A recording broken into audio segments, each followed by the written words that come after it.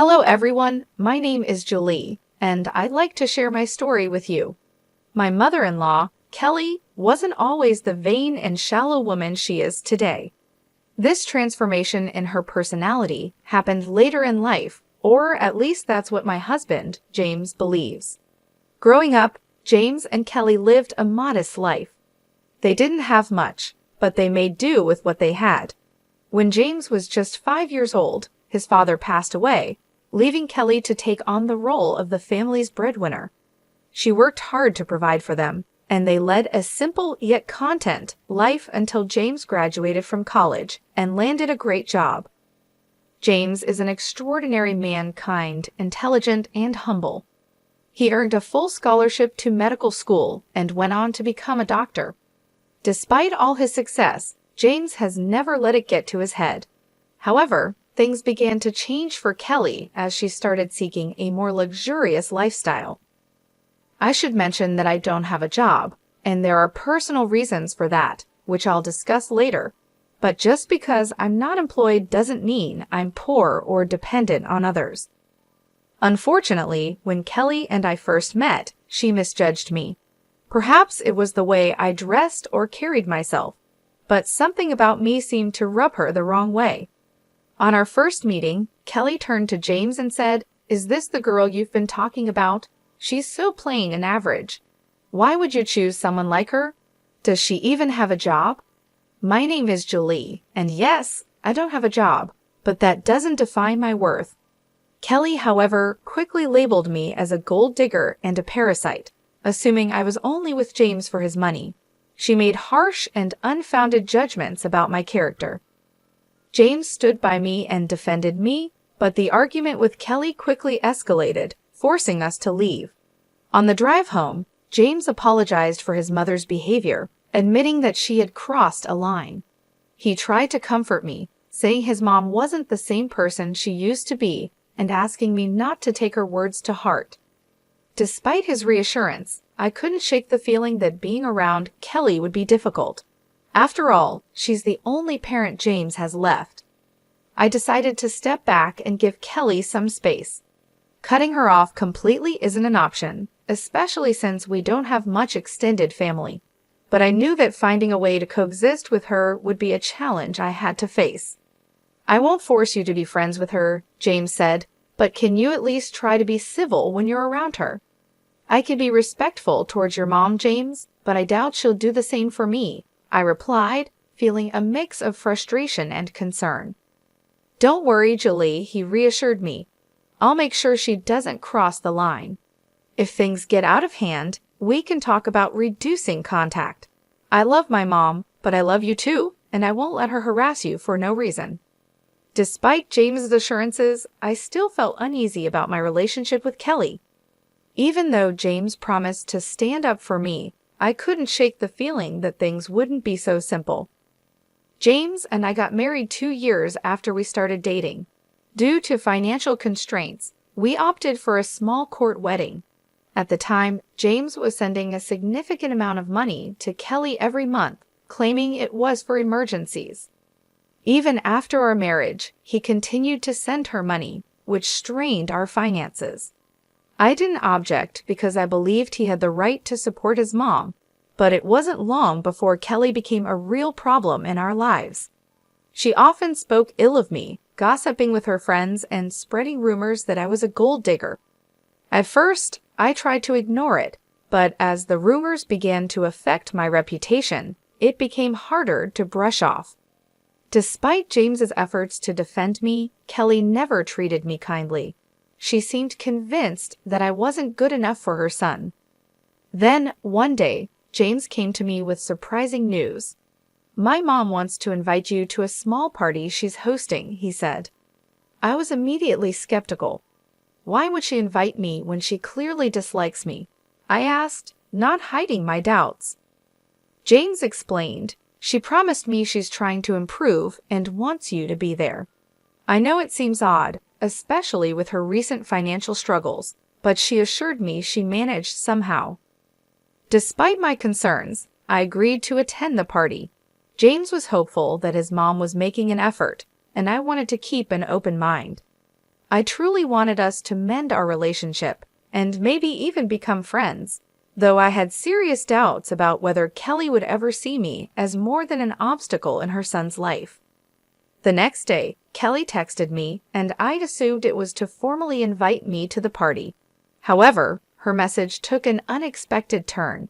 She started by talking about the party, which she planned to host at a five-star hotel that everyone had been raving about. She seemed thrilled, promising her friends a fantastic time and planning to invite around 21 people. Curious about the details, I asked Kelly if I was invited to the party, especially since James had assured me that I was welcome. To my surprise, Kelly's response was laced with arrogance and disdain. She made it very clear that I was not invited, emphasizing how exclusive the event was due to her wealth, family status, and the supposed high-class nature of her friends. I was shocked and confused. James had genuinely believed that Kelly intended to invite me, and now I was faced with this unexpected coldness. When I mentioned my assumption that I was invited, Kelly responded with condescending remarks, implying that I wouldn't understand the complexities of planning such an event. Despite feeling hurt, I decided to maintain my dignity. I calmly acknowledged her message and made it clear that I wouldn't attend if I wasn't wanted. Kelly reiterated her stance, once again highlighting her class and status. It took all my strength to resist the urge to respond with anger.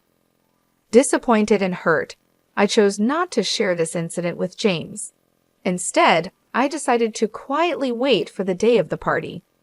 As the day of the party approached, Kelly, oblivious to the emotional impact of her actions, sent me a picture. It showed her and her friends dressed in designer outfits, flaunting their wealth and status on social media. I chose not to respond, instead focusing on my work and waiting patiently for what would happen next. After about 5 hours, I received a call from my dad. Here's a little confession. My dad owns the very hotel where Kelly was hosting her party. Unbeknownst to Kelly, 5 years ago, I inherited a substantial amount of money from my grandfather, which I wisely invested in my dad's business. As a result, I now receive a share of the profits from the hotel and other family-owned ventures. Despite coming from a well-off family, I've always preferred to keep this low-key, which is why Kelly had no idea about my background or the high cost of the 5-star hotel she had chosen for her party. During the party, Kelly and her friends ordered freely without bothering to check the menu or the prices, resulting in a hefty $5,000 bill. This turn of events presented the perfect opportunity for a bit of justice. My dad called to inform me that Kelly was at the hotel, shocked by the $5,000 bill she had amassed. She was now pleading for a 60% discount, claiming she was short on cash. What made the situation even more satisfying was that Kelly and her friends had been rude and entitled throughout the event, upsetting the hotel staff. As expected, I shared my frustration with my dad, recounting how Kelly had boasted about her party just to mock me for not being invited. The irony wasn't lost on me here. She was flaunting a party she couldn't even afford. My dad understood my frustration and also mentioned how difficult Kelly and her friends had made things for his staff with their rude behavior. Seeing a chance for some poetic justice, I suggested a little revenge. I proposed that Kelly and her friends should be made to wash the dishes, clean the entire kitchen, and mop the floors as a consequence of their insulting behavior. I wanted to make sure that everyone who had mistreated the staff would face the same consequences. And if Kelly tried to pull any tricks, my dad could always call the cops on her. My dad laughed at the idea and gave it a big thumbs up. He even offered to send me pictures of the whole event. It seemed like the perfect opportunity to turn the tables on Kelly and teach her a lesson about humility and respect. Just the thought of it brought a sense of satisfaction, knowing she would finally face the consequences of her actions. A little over an hour later, my dad sent me pictures of Kelly and her friends washing dishes and scrubbing the floors at our restaurant. The images were priceless. My dad also shared a funny twist in the story. When Kelly spotted him at the restaurant, she looked relieved, thinking she was about to be rescued. She confidently told him that she knew the owner and they would be able to get out of the situation. But to her shock, my dad instructed her to start cleaning the restaurant. Kelly was stunned and tried to protest, but my dad quickly reminded her that since she didn't consider me family, he didn't consider her family either. It was a hilarious turn of events, and while I wish I could have been there to see it in person, the pictures were more than enough to make my day. A little while later, James came home looking visibly upset. I could tell that Kelly had already contacted him and likely twisted the story to suit her narrative. As he approached me, he immediately questioned what he had heard something about my dad making his mom wash dishes at the restaurant. I calmly explained the situation to James, letting him know that what happened was standard practice for us in such scenarios.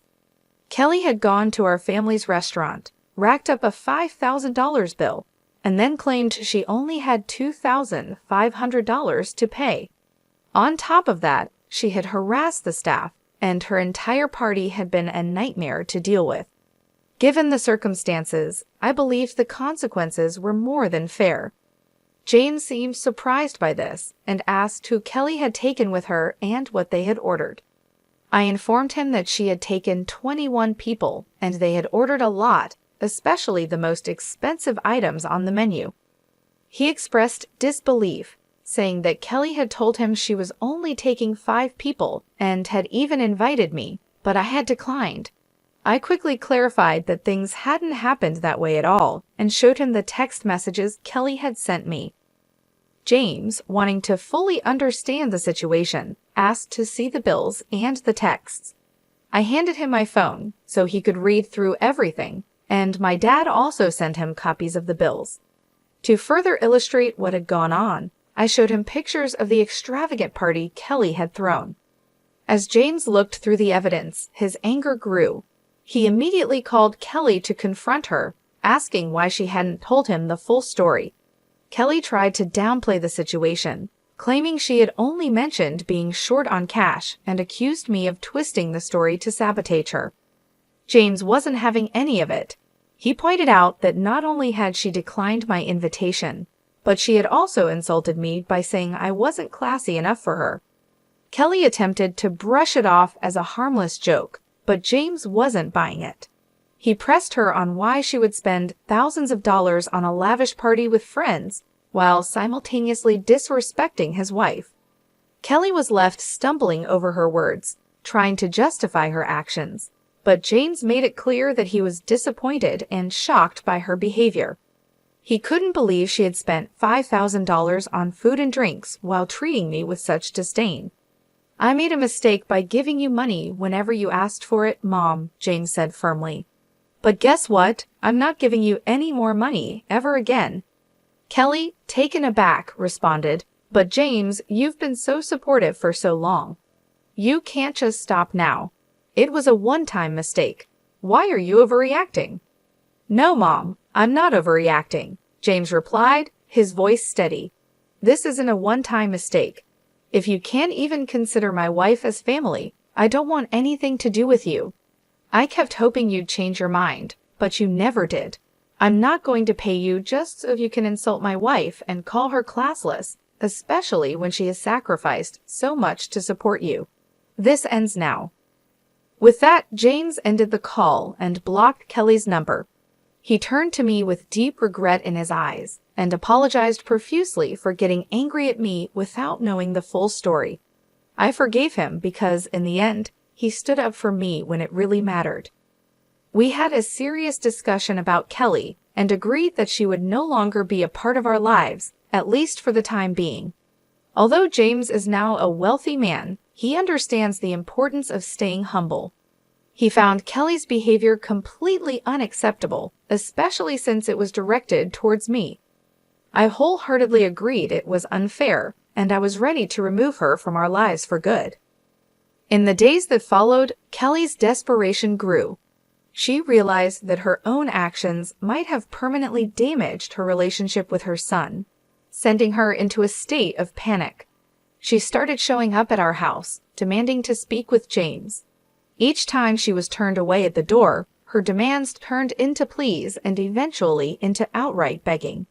Despite having a job, Kelly's income wasn't enough to support the high-end lifestyle she had become accustomed to over the years.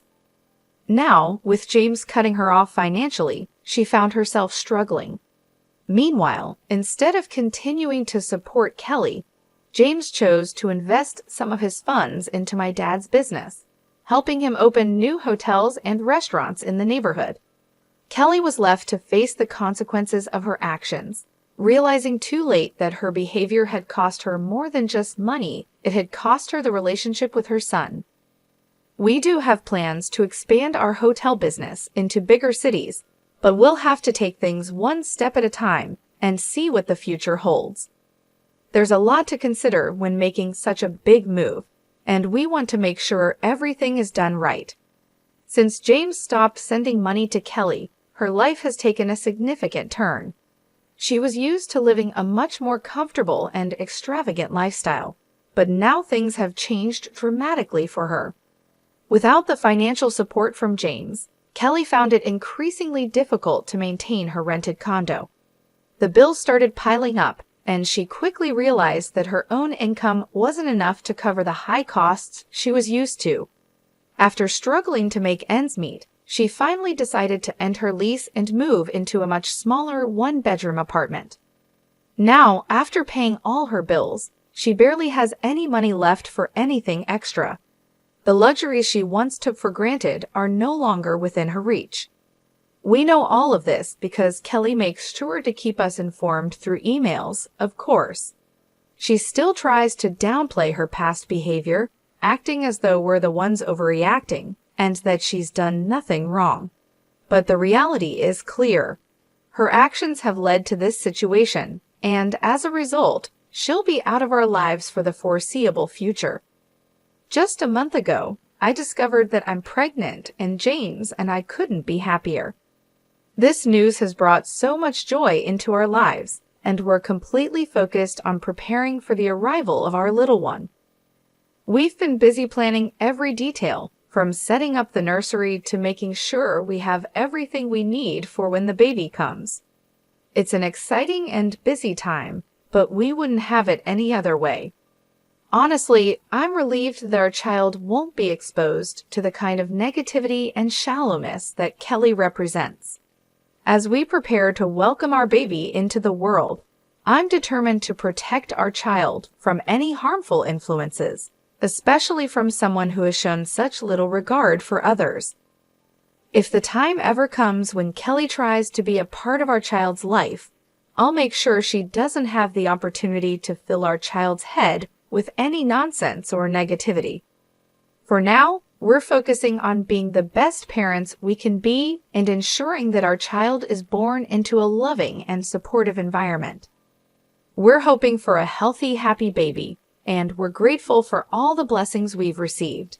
As we embark on this new chapter in our lives, we kindly ask for your well wishes and support as we prepare to welcome our little one into the world.